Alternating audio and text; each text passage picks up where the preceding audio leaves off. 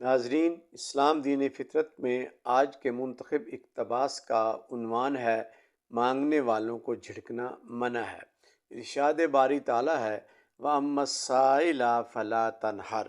نبی رحمت کی وساطت سے ہمیں ہدایت دی کہ کسی سوال کرنے والے کو نہ جھڑکیں۔ جب تمہارے پاس کوئی سوالی خواہ طالب دین ہو یا طالب دنیا کچھ مانگے تو اسے کسی بھی صورت نہ جھڑکیں، بلکہ اسے کچھ دے دیں یا حسن اخلاق اور نرمی کے ساتھ اس کے سامنے نہ دینے کا عذر بیان کر دیں۔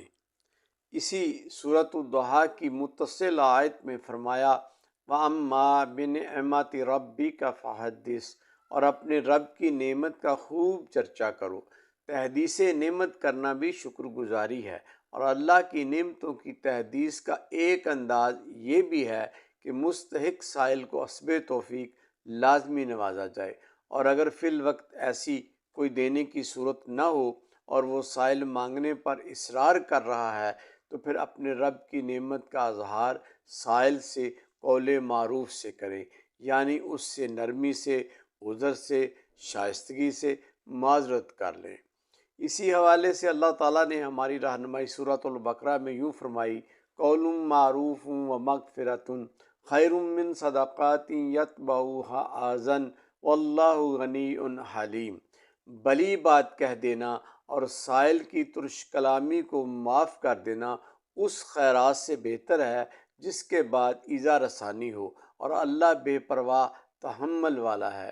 مانگنے والوں سے سختی اور تکبر کے ساتھ بات کرنے اور درست لہجہ اختیار کرنے سے روکا گیا ہے۔ اگر منع بھی کرنا ہو تو جھڑکنے کی بجائے پیار و محبت کے ساتھ منع کیا جائے۔ غریب، مسکین اور محتاج کے ساتھ حد تک امیز رویہ اللہ کو سخت ناپسند ہے۔ ناظرین، لمحہ فکریہ ہے کہ بعض اوقات سائل کو جھڑکنا اللہ کی عطاؤں سے محرومی کا موجب بھی بن جاتا ہے۔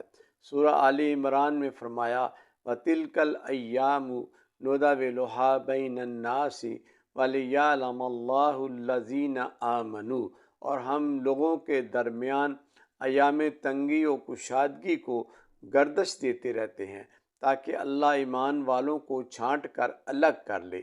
ایک معروف عقائد جو بندے کا انداز فکر بدل سکتی ہے کچھ یوں ہے کہ ایک نو بیاہتا جوڑا اپنی پہلی عید پر انواع و اقسام کے کھانوں سے سجے دسترخوان پر کھانا کھانے بیٹھا ہی تھا کہ دروازے پر ایک سائل نے آواز دی کہ کئی دنوں سے بھوکا ہوں، اللہ کے نام پر کچھ کھانے کو دیا جائے۔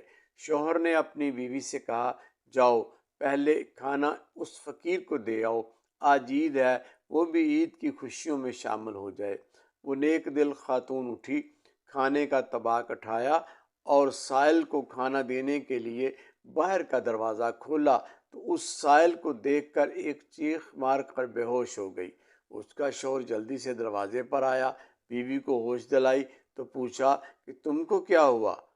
کہنے لگی آپ کے علم میں ہے کہ آپ کے نکاح میں آنے سے پہلے میں کسی اور کے نکاح میں تھی، یہی سائل میرا سابقہ شوہر تھا، بس خدا کا کرنا ایسا ہوا کہ سابقہ عید کے بعد اس کا کاروبار دنوں میں خسارے کا شکار ہو کر تباہ ہو گیا، یہاں تک کہ وہ خود پائی پائی کو ترس گیا تو اس نے مجھے طلاق دے دی اور کہا کہ میں نہیں چاہتا کہ میری بد نصیبی کے دنوں کا شکار تم بھی ہو، لہٰذا طلاق دے رہا ہوں کہ تم کہیں اور شادی کر کے آسودہ زندگی گزار سکو۔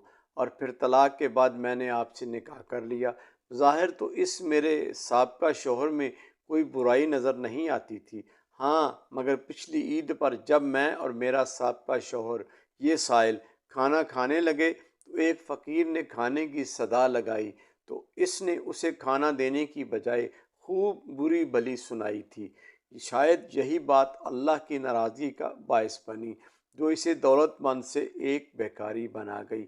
بس اس کی حالت زار دیکھ کر میں بے ہوش ہو گئی۔ اس کا موجودہ شوہر کہنے لگا میں تمہیں اس سے بھی بڑی بات نہ سناؤں کہ پچھلی عید پر جو تمہارے دروازے پر بھیک مانگنے آیا تھا وہ میں تھا جو تیرے سامنے آج ایک دولت مند شخص کے روپ میں تیرا شوہر ہوں۔ شاعر کہتا ہے جے چاہیں تے راہ جاندے نوں تخت عطا فرمائیں، جے چاہیں تے شاہاں کولوں در در خیر منگائیں۔ ذرا غور کریں ناظرین کہ سائل کو جھڑکنے، برا بلا کہنے کا ہمیں حق کس نے دیا کہ وہ بھی تو ایک عزت دار انسان ہے۔ یہ تو اللہ کی تقسیم ہے، وہ چاہتا تو اسے سائل کو غنی اور تمہیں فقیر بنا سکتا تھا۔ وَمَا عَلَيْنَا إِلَّا الْبَلَاغُ الْمُبِينُ۔